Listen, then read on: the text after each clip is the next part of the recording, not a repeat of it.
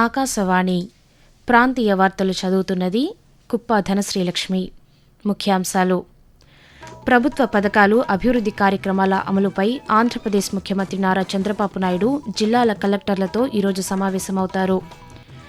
ఆంధ్రప్రదేశ్ వ్యాప్తంగా ప్రభుత్వాసుపత్రుల్లో వైద్య సదుపాయాలను బలోపేతం చేసేందుకు కృషి చేస్తున్నామని కేంద్ర మంత్రి పెమ్మసాని చంద్రశేఖర్ తెలిపారు. తెలంగాణ నూతన గవర్నర్గా శివప్రసాద్ శుక్లా ఈరోజు ప్రమాణ స్వీకారం చేస్తారు. ఆంధ్రప్రదేశ్లో లిక్విఫైడ్ పెట్రోలియం గ్యాస్ ఎల్పీజీ కొరత లేదని పౌర సరఫరాల శాఖ మంత్రి నాదెండ్ల మనోహర్ స్పష్టం చేశారు. వార్తల వివరాలు: ఆంధ్రప్రదేశ్లో ప్రభుత్వ పథకాలు, అభివృద్ధి కార్యక్రమాల అమలుపై ముఖ్యమంత్రి నారా చంద్రబాబు నాయుడు ఈరోజు, రేపు 2 రోజుల పాటు జిల్లాల కలెక్టర్లతో సమావేశమవుతారు. అమరావతిలోని రాష్ట్ర సచివాలయంలో జరిగే ఈ సమావేశంలో ప్రభుత్వం అమలు చేస్తున్న సంక్షేమ పథకాలు, అభివృద్ధి కార్యక్రమాలు, స్థూల రాష్ట్ర ఉత్పత్తి జీఎస్డీపీ వృద్ధి, స్వర్ణాంధ్ర 2047 విజన్ లక్ష్యాలపై ముఖ్యమంత్రి సమీక్ష నిర్వహిస్తారు. పేదరిక నిర్మూలన, నైపుణ్యాభివృద్ధి, జల భద్రత, వ్యవసాయంలో సాంకేతికత వినియోగం వంటి అంశాలపై చర్చ జరగనుంది. అలాగే డిజిటల్ గవర్నెన్స్, ఈ-ఆఫీస్, పెట్టుబడుల ప్రతిపాదనల అమలు వంటి అంశాలపై అధికారులకు ముఖ్యమంత్రి దిశానిర్దేశం చేయనున్నారు. ప్రజలకు మెరుగైన విద్యుత్ సేవలను అందించడంపై దృష్టి సారించాలని ఆంధ్రప్రదేశ్ ముఖ్యమంత్రి నారా చంద్రబాబు నాయుడు అధికారులను ఆదేశించారు. అమరావతి సచివాలయంలోని ఆర్టీజీఎస్ కేంద్రంలో వివిధ ప్రభుత్వ విభాగాల పనితీరు, అందిస్తున్న పౌర సేవలపై సంబంధిత అధికారులతో ముఖ్యమంత్రి నిన్న సమీక్ష నిర్వహించారు. విద్యుత్ పంపిణీ సంస్థలు అందిస్తున్న పౌర సేవలు, విద్యుత్ పంపిణీ వ్యవస్థ, పాఠశాల, ఉన్నత విద్యా తదితర విభాగాల పనితీరుపై చర్చించారు. ఈ సందర్భంగా చంద్రబాబు నాయుడు మాట్లాడుతూ రాష్ట్రంలో విద్యుత్ డిమాండ్కు అనుగుణంగా చర్యలు తీసుకోవాలని ఆదేశించారు. విద్యుత్ విషయంలో ఎలాంటి ఇబ్బందులు తలెత్తకుండా ఉండేందుకు ఎనర్జీ ఆడిట్ నిర్వహించి నివేదిక ఇవ్వాలని ముఖ్యమంత్రి విద్యుత్ సంస్థలను ఆదేశించారు. ఆంధ్రప్రదేశ్ వ్యాప్తంగా ప్రభుత్వాసుపత్రుల్లో వైద్య సదుపాయాలను బలోపేతం చేసేందుకు కృషి చేస్తున్నామని కేంద్ర గ్రామీణాభివృద్ధి శాఖ సహాయ మంత్రి పెమ్మసాని చంద్రశేఖర్ తెలిపారు. గుంటూరు జిల్లా తెనాలి ప్రభుత్వాసుపత్రి అభివృద్ధికి కోల్ ఇండియా సంస్థ, కార్పొరేట్ సామాజిక భద్రత సిఎస్ఆర్ ద్వారా ఏర్పాటు చేసిన వైద్య పరికరాల వివరాలపై ఆయన నిన్న తెనాలిలో పాత్రికేయుల సమావేశాన్ని నిర్వహించారు.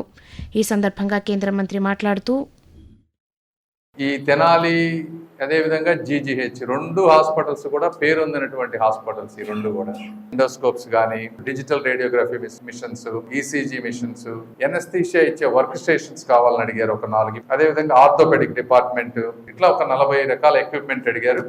ఆ 41 రకాల ఎక్విప్మెంట్ని కోల్ ఇండియా వాళ్ళతోటి మాట్లాడి సిఎస్ఆర్ ద్వారా 2.5 crores టెండర్ అయిపోతుంది. ఇంకొక 1-2 monthsలో టెండర్ అయిపోయిన వెంటనే ఆ 40 ఎక్విప్మెంట్ వీళ్ళకి తెనాలి హాస్పిటల్కి ఇస్తామని తెలియజేస్తా ఉన్నారు. తెలంగాణ నూతన గవర్నర్గా నియమితులైన శివప్రసాద్ శుక్లా ఈరోజు హైదరాబాద్లోని లోక్ భవన్లో ప్రమాణ స్వీకారం చేయనున్నారు. తెలంగాణ హైకోర్టు ప్రధాన న్యాయమూర్తి జస్టిస్ అపరేష్ కుమార్ సింగ్ ఆయనతో ప్రమాణం చేయించనున్నారు. ఈ కార్యక్రమానికి రాష్ట్ర ముఖ్యమంత్రి రేవంత్ రెడ్డి, రాష్ట్ర మంత్రులు, ఇతర ప్రజాప్రతినిధులు హాజరు కానున్నారు. ఇందుకు సంబంధించి రాజ్భవన్లో అధికారులు ఇప్పటికే అన్ని ఏర్పాట్లు పూర్తి చేశారు. నిన్న శంషాబాద్ విమానాశ్రయంకు చేరుకున్న శివప్రసాద్ శుక్లాకు ముఖ్యమంత్రి రేవంత్ రెడ్డి స్వాగతం పలికారు. ఉత్తరప్రదేశ్కు చెందిన శివప్రసాద్ శుక్లా గతంలో కేంద్ర మంత్రిగానూ పనిచేశారు. 14 ఏళ్లు నిండిన బాలికలకు తప్పనిసరిగా హెచ్పీవీ టీకాను వేయించాలని ఆంధ్రప్రదేశ్ పరిశ్రమల శాఖ మంత్రి టీజీ భరత్ తెలిపారు. కర్నూలు నగరంలోని ప్రాథమిక ఆరోగ్య కేంద్రంలో గర్భాశయ ముఖద్వార క్యాన్సర్ నివారణకు ఏర్పాటు చేసిన హెచ్పీవీ టీకా ప్రారంభోత్సవ కార్యక్రమంలో మంత్రి నిన్న పాల్గొన్నారు. ఈ సందర్భంగా ఆయన మాట్లాడుతూ ప్రభుత్వం ఇస్తున్న అన్ని వైద్య సౌకర్యాలను ప్రజలు సద్వినియోగం చేసుకోవాలని కోరారు.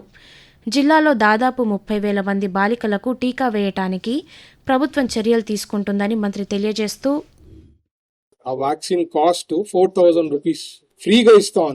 వ్యాక్సినేషన్ ప్రోగ్రామ్ రన్ అవుతున్నప్పుడు, లేకపోతే స్టేట్ గవర్నమెంట్ కానీ, సెంట్రల్ గవర్నమెంట్ కానీ ఏమన్నా హెల్త్ కి సంబంధించిన పిలిపించినప్పుడు, చేయమన్నప్పుడు చేసుకోవడం అనేది మన బాధ్యత. ఏ పొద్దున పొరపాటున తీసుకోకుండా క్యాన్సర్ ఏమన్నా వస్తే దానికి ఖర్చు, అదే కాకుండా పెయిన్ 2 ఉంటాయి. స్ప్రెడ్ చేయండి మీ ఫ్రెండ్స్ కి, వాళ్ళకి. ఎవరైతే 14 to 15 years ఉండే వాళ్ళు ఖచ్చితంగా పోండి అని చెప్పి you have to encourage them. So request to utilize this services.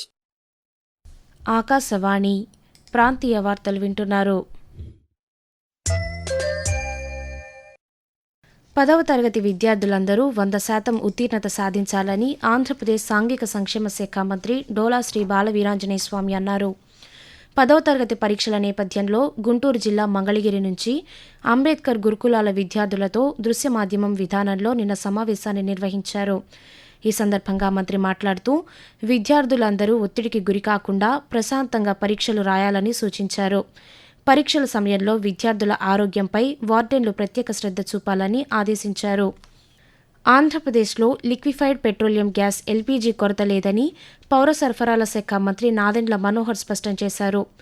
రాష్ట్రంలో గ్యాస్ సరఫరా పరిస్థితిపై శ్రవణ మాధ్యమ విధానంలో అమరావతి నుంచి ఉన్నతాధికారులతో మంత్రి నిన్న సమీక్ష నిర్వహించారు.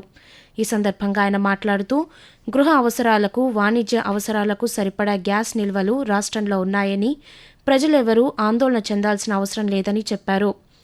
గల్ఫ్లో యుద్ధ వాతావరణం ఉన్నప్పటికీ రాష్ట్రంలో గ్యాస్ సరఫరాపై ఎలాంటి ప్రభావం లేదని వెల్లడించారు. హెచ్పీసీ, బీపీసీ, ఐఓసీ సంస్థల ద్వారా గ్యాస్ సరఫరా జరుగుతోందని తెలిపారు. ఆంధ్రప్రదేశ్లో అభివృద్ధితో పాటు సంక్షేమానికి ప్రాధాన్యతనిస్తున్నామని గృహ నిర్మాణ శాఖ మంత్రి కొలుసు పార్థసారథి తెలిపారు. గుంటూరు జిల్లా మంగళగిరిలోని టీడీపీ కేంద్ర కార్యాలయంలో మంత్రి నిన్న పాత్రికేయులతో మాట్లాడుతూ ప్రజా సంక్షేమానికి పింఛన్లు, రైతు భరోసా వంటి పథకాలను అమలు చేస్తున్నామని చెప్పారు. రాష్ట్ర ఆర్థిక పరిస్థితిని బలోపేతం చేస్తూనే రాజధాని నిర్మాణాన్ని చేపడుతున్నామని మంత్రి పేర్కొంటూ 20 నెలల్లోనే 58,654 కోట్లు పెన్షన్ ఇచ్చాం. రైతు భరోసా మేము ఒక్క సంవత్సరంలోనే ఇప్పటిదాకా 6,310 కోట్లు ఇచ్చాం. ఇంకా 3 సంవత్సరాలు ఉంది. 9,74 కోట్లని వారసత్వంగా వచ్చిన అప్పులు నెత్తి మీద వేసుకుంటమే కాకుండా 71,881 కోట్లని ప్రతి సంవత్సరం కూడా చెల్లించాలి. అమరావతి రాజధాని పూర్తయితే ఏ విధంగా ఈ రాష్ట్ర అభివృద్ధికి, ఆర్థిక పరిస్థితి మెరుగయ్యేది ఒకసారి ప్రజలందరూ కూడా ఆలోచించాలి. తెలంగాణలో అవయవ దానాలను ప్రోత్సహించేందుకు విధి విధానాలను సరళీకృతం చేయాలని వైద్య ఆరోగ్య శాఖ మంత్రి దామోదర్ రాజనరసింహ సూచించారు. హైదరాబాద్లోని రాష్ట్ర సచివాలయంలో మానవ అవయవాలు, కణజాలాల మార్పిడి చట్టం THOTA రూపకల్పన, క్లినికల్ ఎస్టాబ్లిష్మెంట్ చట్టం అమలుపై ప్రైవేట్ ఆసుపత్రుల యాజమాన్యాలతో మంత్రి నిన్న సమీక్ష సమావేశాన్ని నిర్వహించారు. ఈ సందర్భంగా అవయవ దానంలో రాష్ట్రం ఆదర్శంగా నిలిచేలా ప్రభుత్వ, ప్రైవేట్ ఆసుపత్రుల వైద్యులు కృషి చేయాలని సూచించారు. అవయవ మార్పిడి శస్త్రచికిత్సలకు అవసరమైన అన్ని రకాల సౌకర్యాలను ప్రభుత్వం అందిస్తుంది. చెయ్యి మార్పిడి శస్త్రచికిత్స కోసం రాష్ట్రంలో 4 ఆసుపత్రులకు అనుమతులను ఇచ్చామని మంత్రి తెలిపారు. వాతావరణం.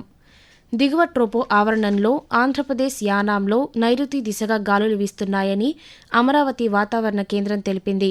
దీని ప్రభావంతో ఆంధ్రప్రదేశ్లో పొడి వాతావరణం కొనసాగుతోందని, రానున్న 2 రోజుల్లో ఉష్ణోగ్రతలు 2-3 డిగ్రీల సెంటీగ్రేడ్ పెరిగే అవకాశముందని పేర్కొంది.